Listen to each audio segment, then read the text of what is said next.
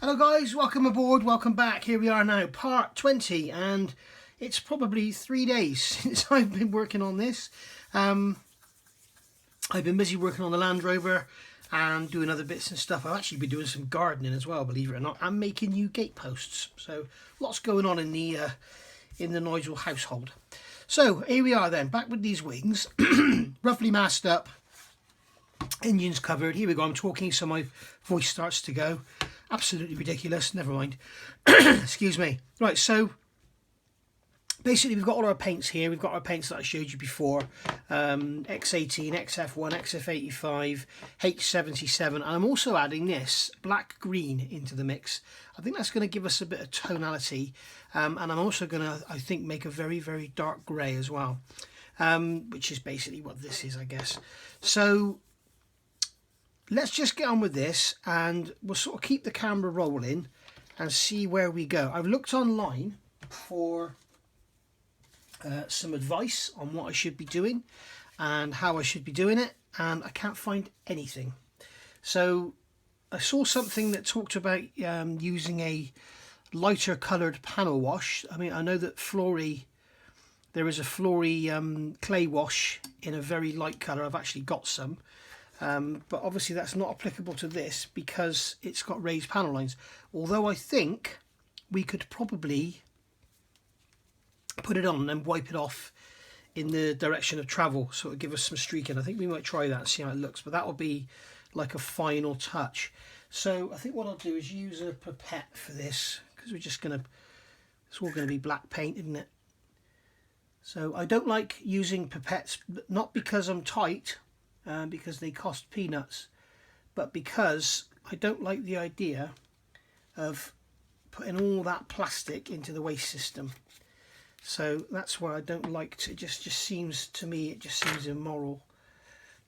So we'll mix that up in the airbrush, like that with our brush. Put the brush to one side. We're going to make a mess here, but never mind. Just blow the thinners out of the tip.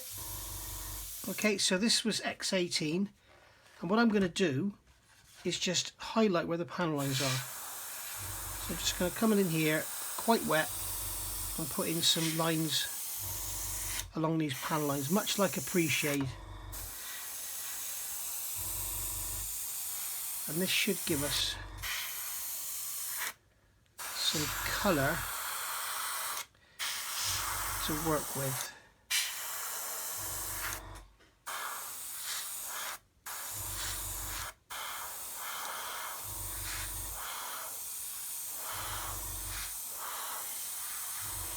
If you've never done pre-shading, you've probably heard about it on your models. This is basically what it is. I may do some on the top and the upper surfaces, but pre-shading has basically become old school now. People don't do it. It's not very realistic.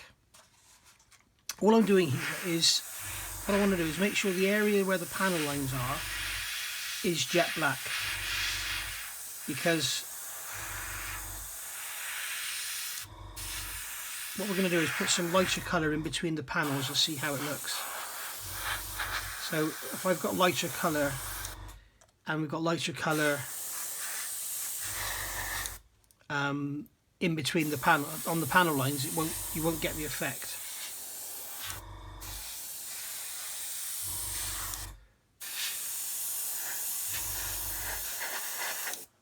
Right, so there we go. So now we've got jet black in that area. Got plenty of paint left in our airbrush, so we can put that wing to one side. Again, I'll say again, I've said it a million times, you can imagine trying to do this with a fully built model. It would be a nightmare.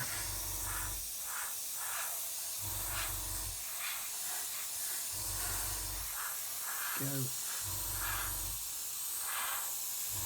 Now if this was actual pre-shading, we would be on some, say, on the grey plastic. Let's get the fingers out of the way. And we would be a lot tidier. So basically, if you haven't seen it, have a look online. There's lots of videos on it. You'll see me doing it as well, I think. Basically, pre-shading is just colouring in the panel lines before you add your paint. And you would like on a, if you were doing the bottom of say a Spitfire or something that's duckhead green or whatever, then you would use like a dark brown rather than a black. A black would be too harsh. But under something like a, you know, a World War II RAF camo, black would be fine.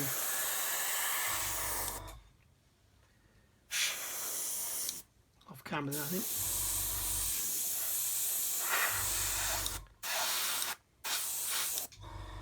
So there we go, and I'm just making sure, as I say, that we've got jet black paint on our panel lines. I also want to make sure the leading edge is jet black as well, so well, we've run out of paint now, so I'll do that later. Right, so we can just blow this off, just let that dry out, and there we go. So what I'm going to do now is come along with my H77, which is the lightest of the three. In fact, no, what I'm going to come in with that green.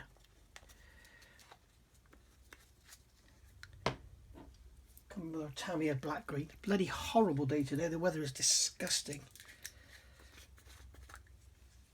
So I'm going to come along with some thinners. I'm using the AK Real Colours thinner because it doesn't smell as bad as the lots of thinners in there. This is going to be like a wash almost. So you can see here I'm going to use the brush. I'm just going to put like 2 brushfuls in here. I basically just want like a dirty wash. And if you notice, I haven't cleaned the airbrush out, I haven't removed the black, there's no need. Okay, and just blow back, and as usual put the lids back on everything, especially when you're waving great big wings like this around. Right, so we've got our black green, which is extremely thin, so I'm going to come along and in between the panels just add some of this colour. Nothing neat and tidy, nothing perfect, just put in the colour in between all the panel lines.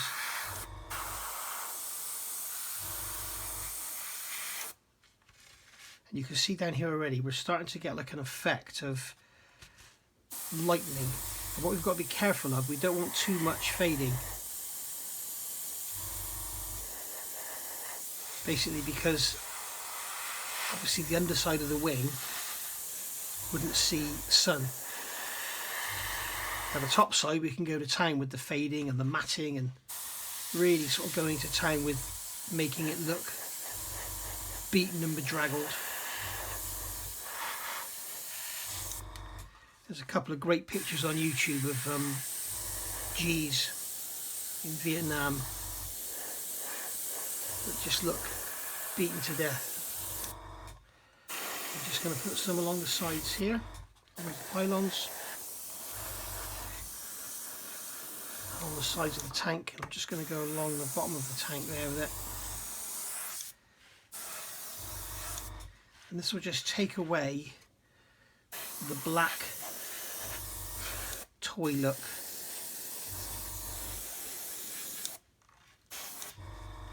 Okay, now I don't know if you can see that on the camera. Let me stand up and see if you can see it. But yeah, the camera's made it a lot more pronounced than it actually is. But basically, you can see now we've got this lightning colour in between the panels. Alright, now I'm going to put some more here because I can't see it. Okay, so there we go. So that's our first stage. So you can see we've gone way overboard.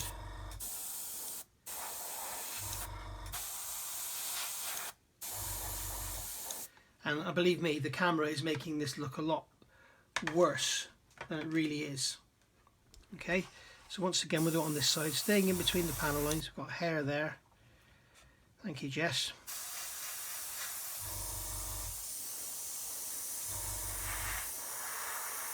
In here doesn't really matter too much because we're going to be working in that area to do the seams. Now obviously if this was like one of the finish applications, I would be being a lot more careful than I am. But because this is the initial effect, and this is just something I've been thinking about, something I think will work, get us the desired effect. If it doesn't work, we just go over it with black and start again. But this video is going out whatever, because everybody does videos and says this is how to do something. Nobody does videos on how not to do it, and I try to show when I go wrong. I always try to show what I've done wrong, and then I make the mistakes and you don't have to.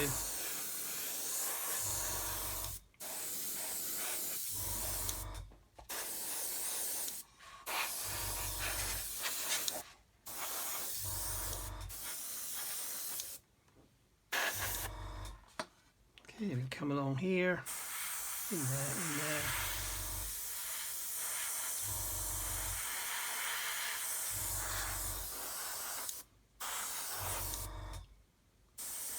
There we go. So once again we've got the that looks crazy under the camera. It is, believe it or not, it is not that green.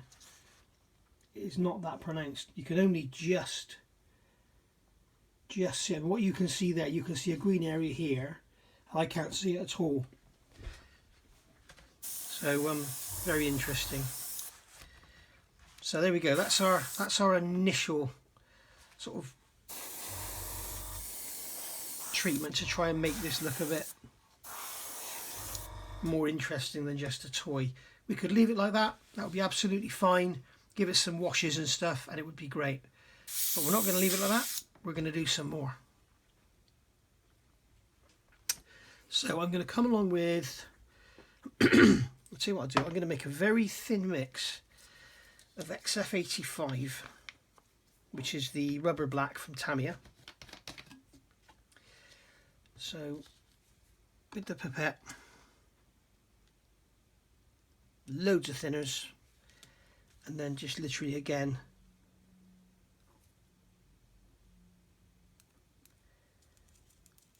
just a couple of brushfuls of paint. That's probably 90% thinners.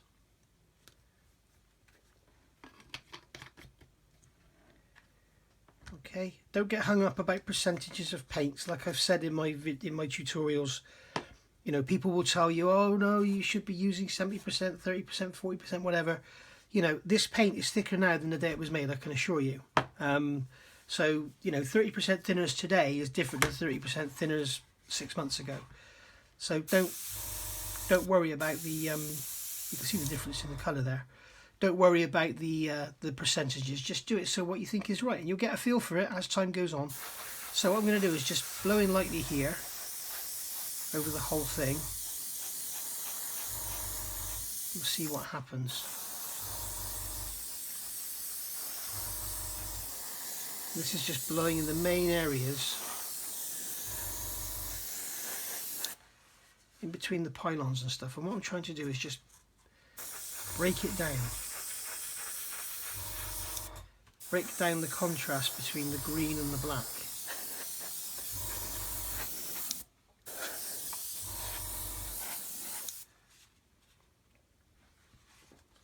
And that is looking, I'll tell you what, that is looking pretty good.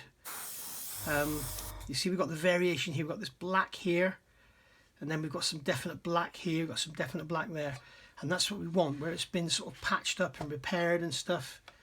You know, they would, the engineers would have come along, and you know, where there was paint chipping around the rivets or screws or whatever, they would come along and repair it, and that obviously would be blacker than the older faded stuff. So I'm just going to put some more of this on.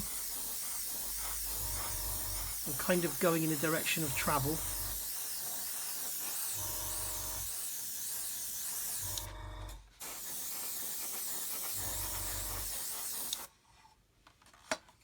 There we go.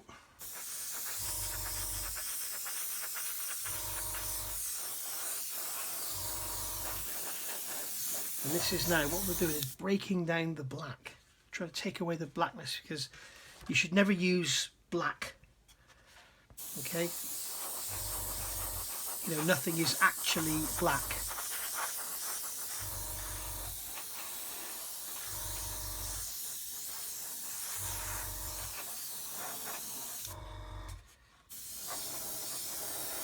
I don't know if any of you saw it the other day.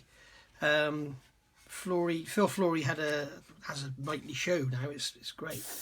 And what he has a questions and answers show. I think it's on a Tuesday, and somebody mailed in and asked him where does he get his blue ruler from, because this guy's eyesight's getting a bit weak or whatever, and you know, it'd be great to have a rule with those definite definitions. And Phil was like, I don't know what you're talking about. I don't know. I have a blue rule. Well, he's talking about me. It's me with these. These are a Rollomatic ruler, and I used to work for a company that used Rollomatic machines, and when the engineers visited, they used to sort of give us all bits and pieces, and quite often we get like an eyeglass or a Rollomatic rule. I've got a few of them, and yeah, you can see different colours there. So yeah, they're also really good because they're aluminium. You can bend them, so if you're actually using it to, say, measure something around a curve, you can measure around a corner with it. So they're really handy. Just straighten them back out. Yeah, the guy actually made a comment on my video, part 15, I think, and he's actually he's realised the mistake he's made. So yeah, I watched that, and James Moore actually pointed it out to me, and I thought it was hilarious. But not only did the guy get me confused with Phil Flory, but Phil Flory's face was like, well, I don't know what you're talking about. It was great. So I'm going to mix up some more of that, and I'm going to do the same on this wing with the grey. I won't do that on camera. I'll come back to you in a minute. Okay, so the next part now, I'm going to do a bit of sort of trying to make the panel lines pop a little bit. So what I'm going to do is use a piece of paper. I've done one wing, so I tried this off camera first. And what I'm going to do is just hold this piece of paper over the panel line, okay, and then just very lightly blow in some paint. This is the H77 Tire Black. Where did that go? Here it is. This is the H77 Tire Black, and basically what I'm doing is just holding this on the panel line like so, and it's a very, very thin mix, by the way. I'm just going to blow that in like that along the edge, and then move it up here, hold that in place,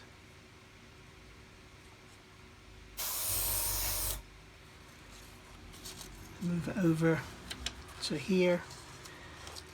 So it's very difficult to do on the camera because normally I would have it sort of much closer to me.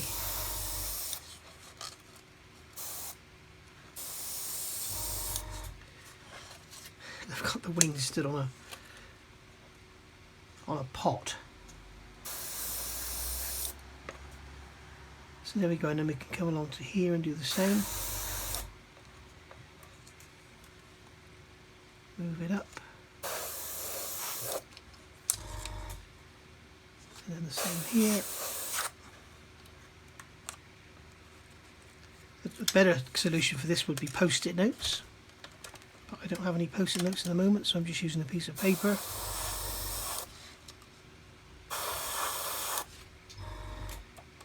And all this will do is shade. And as you can see, because the paint's so thin, it doesn't really matter if the paper moves or whatever. But it's just an attempt to try and get some effects to make this look like it's not just a piece of black plastic.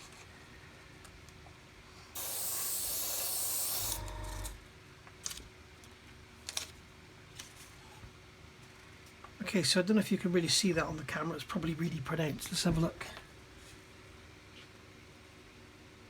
Yeah, you can't really see it on the camera. I can kind of see it here. But this is the thing. Subtlety is king. You really need to be very, very subtle with this. It's no good, you know, coming in with white grey and stuff. You can do that afterwards with oils, put some streaking onto it, which we will do, but it's no good doing that right now. We need to get a base down first.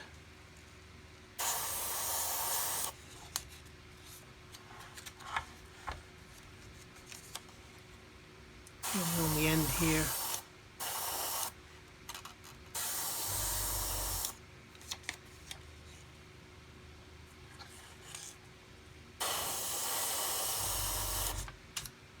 There we go. So that's another way of getting things done. Let's think about doing something else. Right, so while we've been off camera, I've given this a quick gloss coat. I have a confession to make. I've been using Halford's acrylic aerosols for years, and as we say, when we use them, we see this effect where you can see the way the plastics flowed through the mould, and covering it up with acrylic paint doesn't seem to be hiding it. So I've had an attempt at sealing it in. So I think one of two things has happened. Either I didn't shake the paint enough and it's got too much solvent and it's attacked the surface on a molecular level, and it's just sort of not allowing me to cover it because the finish of the plastic has changed, or they've changed the formulation of the paint. I very much doubt it's the latter. I think it's probably the former, so it's probably my fault. So if you decide not to go down this route and use this black paint, then I don't blame you. I've done the flaps off camera basically because it's the same as, you know, the pre-shading technique and then the zinc chromate on there. And I've just given these a seal with some gloss varnish as well, just to see if it kind of seals it in and gets rid of these mould lines. I'm not too bothered on this because it's underneath. I'm glad I've learnt on this, and I hope that you will learn from this as well. Now it's hidden most of it, and I'm not really too worried about the top because we want this blotchiness on the top because we're going to really dull it down and flat it back and everything.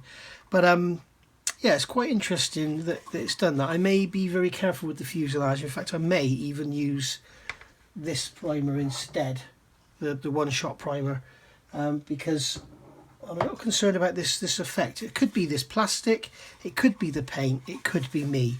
It's more than likely me.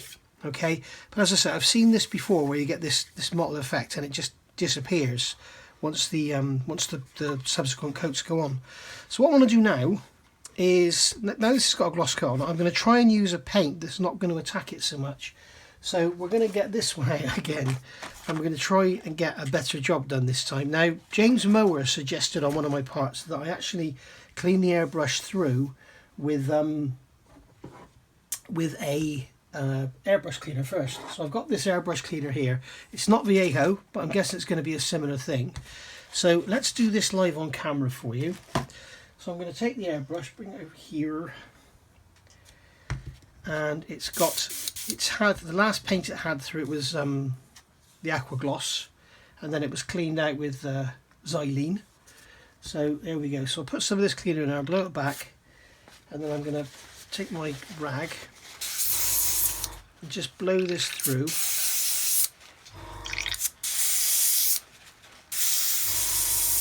And that will apparently help. Okay. Now the other thing I'm going to do is just quickly take the needle out and check the needle's clean. Yes, it is. The needle's fine. Okay, so I've done that. Now I'm going to put some Viejo airbrush thinner through it. Okay, so we'll blow that back. Just blow that through. Okay, put the back on. So that should be all we need. Right. Oh dear. So basically, I'm going to get the black out of this Air War paint series and give it a good shake.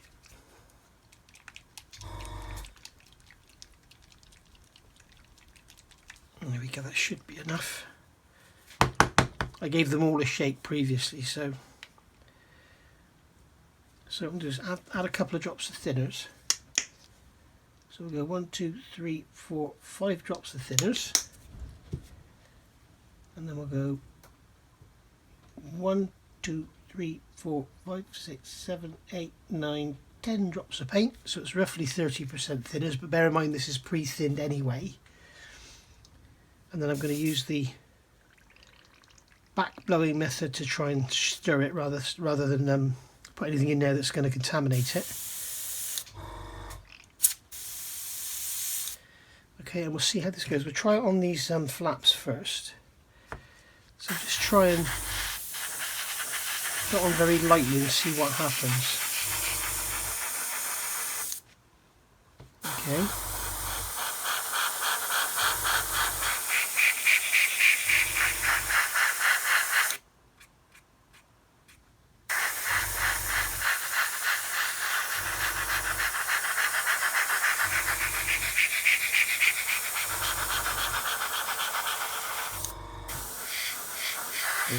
undercarriage doors.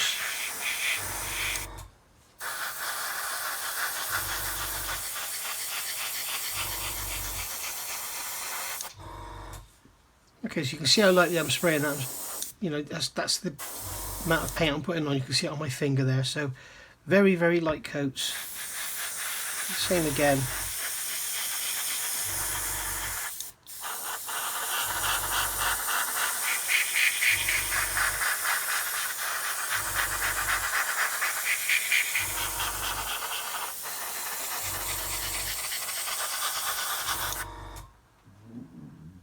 There we go, I'm more than happy with that.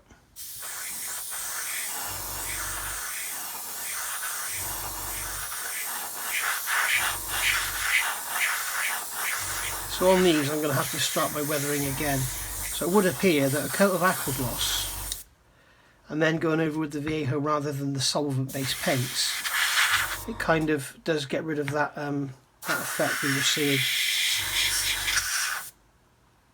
Okay, so what I'm going to do now, see if I can just, in the direction of flow, just see if I can knock this back.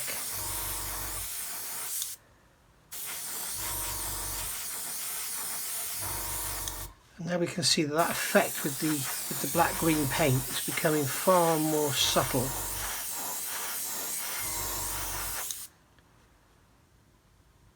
I don't know what you're seeing in the camera, let me just check. There you can see the black green there with the gloss on it, and then here, yeah, it's making it a lot more subtle. It's hardly noticeable by eye, but it's enough to break it up. So I think we found the answer, guys, and the answer was in the Viejo paint. And as I say, keep the brush strokes, keep the airbrush strokes in the direction of travel. You don't want streaking that's tangential to travel. This is basically just making it look like wear, really. And you can see in here, well, I don't know if you can see on camera, but it's basically, you can see that it's kind of that way. And then we'll do some oils and stuff after. So I'm going to mix some more paint up, carry on and do the same on both the wings. And I'm going to do the same on these, and then we'll fit these on and do some more weathering. I must say, I've just cleaned the airbrush after using this Viejo paint with Viejo thinners. I've used the Airbrush Care and Cleaner, this new Modeller's World stuff I just reviewed the other day. And I must say, it's done a wonderful job of cleaning the airbrush. It looks very, very clean indeed. Not only do you got a dropper on the top, which actually fits perfectly into my airbrush, and I'm just going to back spray it like that, and then cotton bud. You can see how clean it is. You can see how there's nothing on the cotton bud. And then in the end I do the same, and it's really, really clean. Really, really pleased with it. It does say on there it's not suitable for cleaning dried on paint, but it's for cleaning airbrushes and tools. And apparently it leaves a coating on there that improves flow. So I can only assume it sort of leaves some kind of, I don't know, some sort of Teflon coating or something on the airbrush that improves its flow going forward. But let's have a look at the needle. Let's see how clean the needle is. Yeah, now normally there would be residue paint left on that needle, but there isn't. There's nothing on there. I'm very impressed with that. I must be honest, very impressed. Now I don't know how it performs with solvents. It does say acrylic paints. It says slows down the processes of oxidation on coatings, patination and corrosion of metals. Now you can see in there we've got, you know, the inside of that airbrush. You can see the brass coming through where the chrome's worn away, and that's the ammonia in some cleaning products. Regular use helps to keep the tool in good condition and supports the flow of paint inside the airbrush. A cleaner for airbrushes and tools with a special formula to avoid deposition, moisture and formation of deposits. It creates an invisible barrier active for a long time after drying. It does say somewhere, removes acrylic paints and acrylic lacquers. There we go. So using a dropper, moisten a cotton swab or paper towel and clean the tool. Moist up dried dirt, make the dried dirt wet. The product only washes acrylic paints and varnishes. We recommend MW Total Cleaner for all difficult and dried paints. So you may as well use your alcohols and stuff for that, but That's cleaned that beautifully, and we'll see in a minute how it performs now with normal paints. So I'm going to come along and get my real colours thinner out again, and I'm going to add a small drop to the airbrush. This is where your problems come when you start swapping between paints, particularly when you go the other way, when you go back to your Viejos. That's when you're going to see your trouble. And I'm going to take my black green, just put the airbrush down. You can hear the extractor going in the background, I'm sorry, but the room's getting a bit smelly. So I'm going to take my black green and just put a brush full in there. That's made a really thin black green wash. It's not a wash, it's basically a wash. It's very, very thin. And then we can just go over and do our... Forgot to blow back. Just go in between these panels and just add this in there, just to add the same effect as the rest of the wings.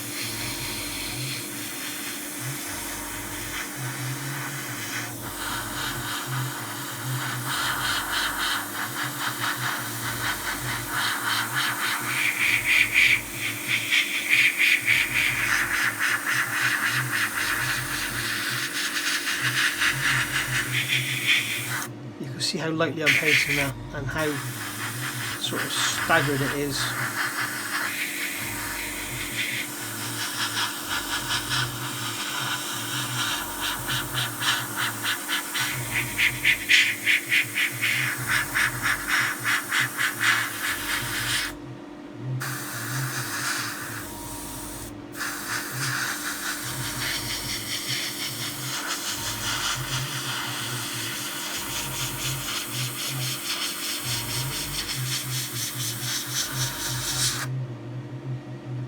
There we go.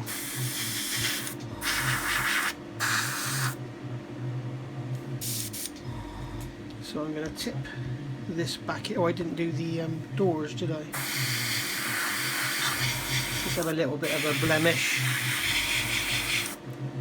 As I say, it's not accurate. You wouldn't actually get a dark green colour perfectly in the centre of every panel. But, you know, it's artistic license, and it's trying to make the model stand out. Now let's just try that cleaner again while that paint's wet, and the test for me is when we remove the needle how clean it is. So we'll get the bottle with its safety lid, just give it a couple of shakes. There we go, got some in there. Put the finger over the end, blow it through,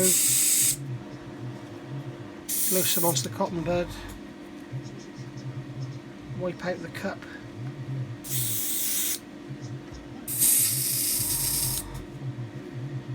Now let's see how clean the needle is after only one lot.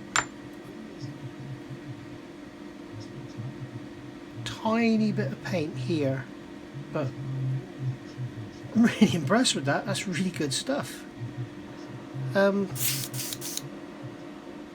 really is good stuff. There's some foam in there. I think that's probably because I put my finger over the end. If I go in again now with some more, just blow it through, yeah, the foam is gone. Good stuff.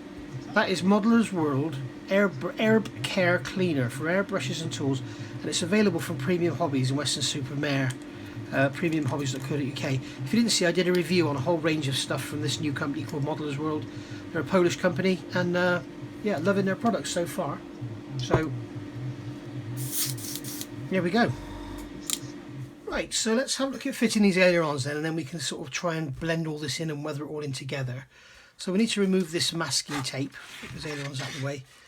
Just pull away this this cheap decorator's masking tape, or car masking tape, or whatever you want to call it. So that's done a good job in sealing all of that off. You can see how easy it comes off. This has been on here for, as I say, about 3 or 4 days. So not too bad at all. Now I'm not going to remove the other masking tape. It gives me a bit of a protective edge to work up to. Get off my fingers. Okay, so we can leave that masking tape on. Now what I'm going to do now is get the correct flaps. So I want that one there, and I want that one there. Alright, now if you remember, these were supposed to be glued in when we assembled the wings, but if you remember I said don't put glue under these legs, because basically what's going to happen now, we're going to come along and we're going to put these in. So we know that that needs to slide underneath that leg there. So I'm going to get my number 10 blade, okay, and I'm just going to slip that. In fact, what I do, I use a rule because I don't want a sharp edge. I'm going to try and avoid scratching this paint. So I can lift that leg and slide that under there, and then I can lift this leg and slide that under there like so, and there we go, they're fitted. So there we've got our fully operational flaps, as in how they wanted them in the kit, as the instructions suggest. So there's your flaps there hanging out the back of the wing. Okay, so we're going to slot these in. Now this masking tape is going to get in the way, so I am going to come in with a pair of tweezers, which I have here, and I'm going to pull this masking tape up and out the way if I can, without pulling it away from the edge, which is not playing ball. It doesn't want to come away, does it? That's just because the camera's on. I can assure you if the camera wasn't on, it would be absolutely fine. There we go, so we can pull that up out of the way, just like that, and then slot them in and under like that. There we go. Okay, in fact what we are going to have to do, I'm afraid, going back on all I said, that is really jammed in there, tight.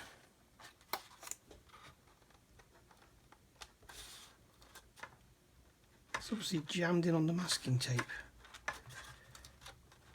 It's this end that's stuck.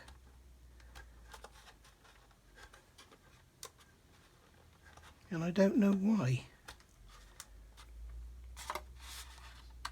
Here we go. Out comes the masking tape.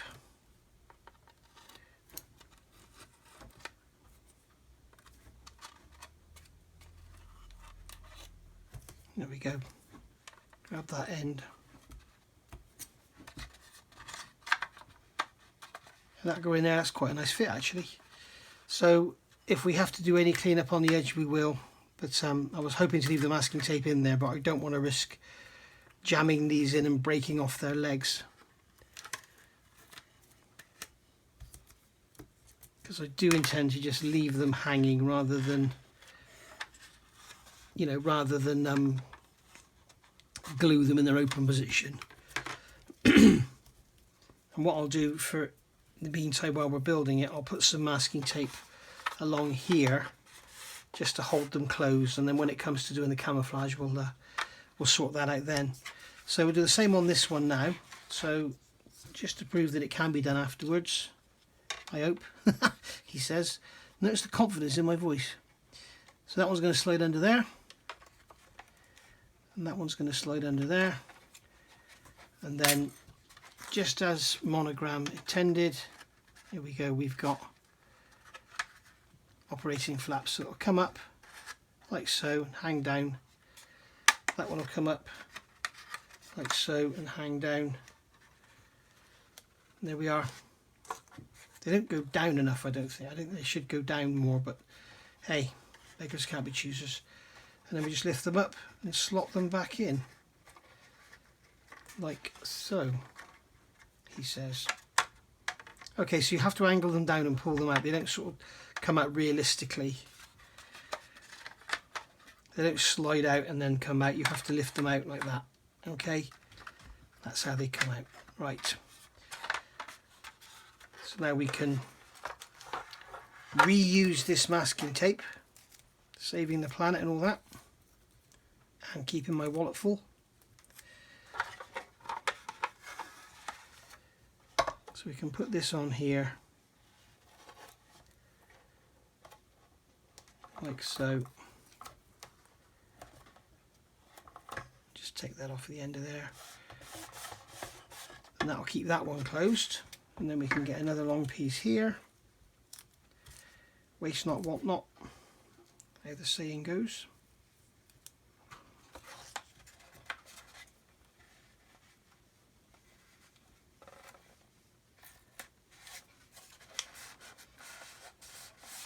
There we are.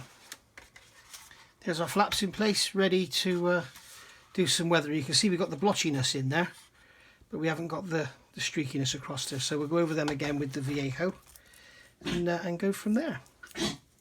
Excuse the noise, that's Jess having a little cough. She's got her chew down by my legs. So she's obviously having a little choke. Right, let me get on and get the other flaps in and then I'll be back. Okay, so now the flaps are fitted in both wings, and I've done a little trial off camera in case it didn't work. I would show you why it didn't work, but basically I've gone over this now with a very dark grey. This is Viejo 71048 dark sea grey. The reason I'm using these Viejo paints is because of the smell. It's pouring down outside, it's quite windy and it's quite cold, so using these because they don't smell too bad. So basically I've gone over this with a very light grey, and you can see the difference when I look at those. They're very dark grey, sorry. And what I'm doing is I've got in here 10 drops Viejo thinner, okay, to 5 drops of the paint, and basically I'm just very lightly from a distance just blowing this on in the line of in the direction of travel. So basically it's just putting streaks on the wing in the direction of travel. So it's everything we do now will be in the direction of travel, because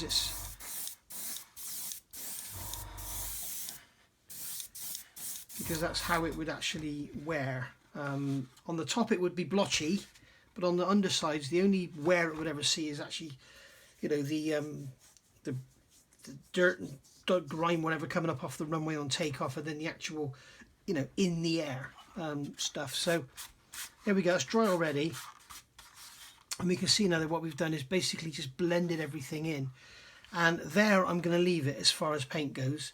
And I think what we'll do next is play with some oils, but I'm quite happy with how that's gone. I'm happy with how it looks. We'll get all this masking off and see how it looks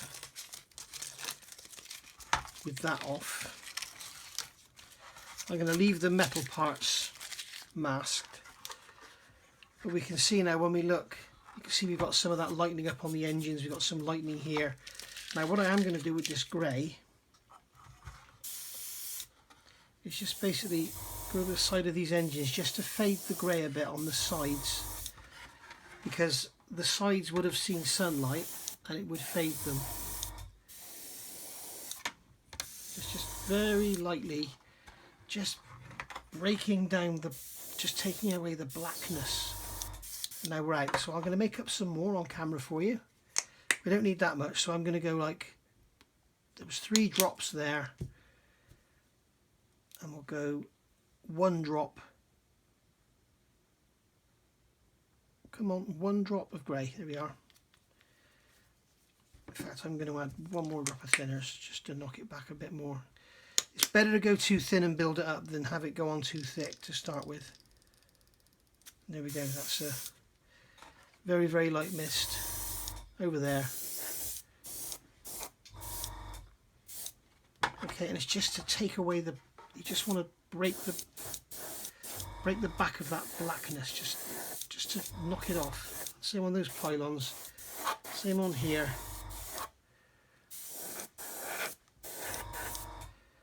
Okay, and hopefully when you put that against those engines, it'll show. You'll see the difference.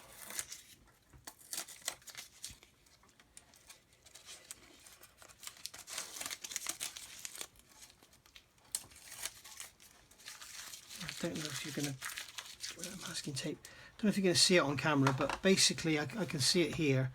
You can see we're kind of dulled down from what we've got. You can see where the grey is here, look. So I'm just going to come along here and just blend that in a bit. On the side of there, on the side of that pylon.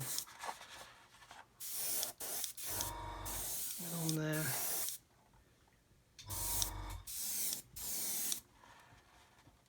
Just going to blend it in.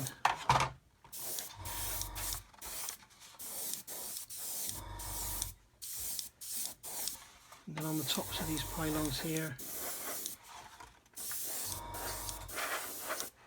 We're out of paint again. So just a couple of drops of thinners. 1, 2, 1 drop of paint. You can hear Jess below me, she's having a bit of a growl at things. What are you doing, Jess? Another couple of drops of thinners, thin it right out. So that's 4 drops of thinners to 1 drop of paint. You can see how thin that is. Okay, and be careful when you've got thinners on your hands, pick your model up, because it will soften the paint and it will ruin everything you've already done. So I had a drop of thinners off from the bottle. Okay, and just going to come along, just lightly blow in these pylons, just to kind of fade them back. And normally you'd be doing all this on a finished model, but purely because of its size, I'm doing it now. There we go. A bit more of effects. We also need to look at doing some jet effects on the undersides of the wings, which we will do.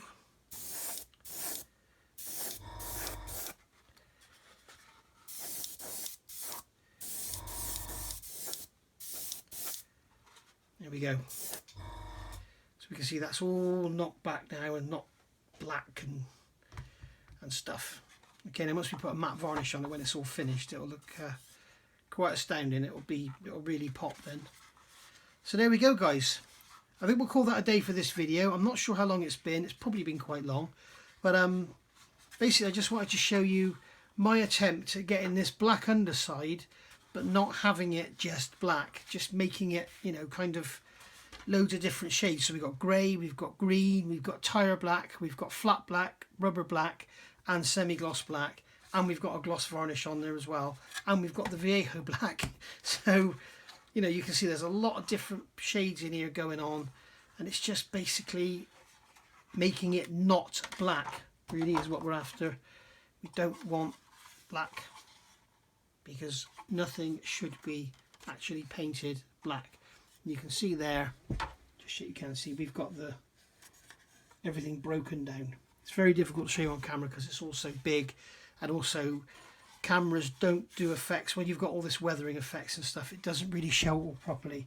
I can assure you, you can see all these blotches on here. In real life, they're nothing like that. I wonder if I tone the light down a bit. It kind of makes it a bit better, but you can see that there, you can see the effects we've got. Okay, there we are. So let's bring the light back to normal. There you can see it really well now. Bring the light back to normal and you can see we've got the effects going on. I'm not worried about this green line around here, because basically it's going to be built with the flaps down. So if it was going to be built with the flaps up, I'd be fading that in now. But we'll be chipping it and everything as well, yeah. So that'll all be done when it's actually built. Well, it may do some chipping. We also need to paint the front of these engines and make them look a bit more realistic. And we need to chip the front of them up, because they look, every picture I've seen, they're quite badly chipped. So we'll see how they can come out. So anyway, thanks for watching, guys. I hope you've enjoyed this. As I say, a lot of it's for beginners. If you are a more experienced modeler and you've got more hints and tips about doing blacks, then please let me know, because it is an art. You've got to sort of think out of the box, I think, to get it done. I'm happy with how it's come out. I've never done this before, as I say, and I'm really happy with how it's come out. I think the big thing is to just not be scared and just get in there, really, and if it goes wrong, just redo it. But the only thing I am sort of unsure about, as I mentioned earlier, is this Halford's black aerosol paint. Did I not shake it enough? You know, have I put it on too wet? It's attacked the plastic. I'm not really too sure what's gone on there, but I've certainly seen this come out before, this blotchiness, and you also see this with the Citadel paints, but then when you paint over it, it covers it up. But you can still see areas where that has happened, so not really sure what's going on. Anyway, at least it's underneath and not on top. And as I say, on top it doesn't matter, because this is going to be beat to hell anyway. So there we go. Thanks for watching, guys, and I'll see you all soon for part 21. Bye for now.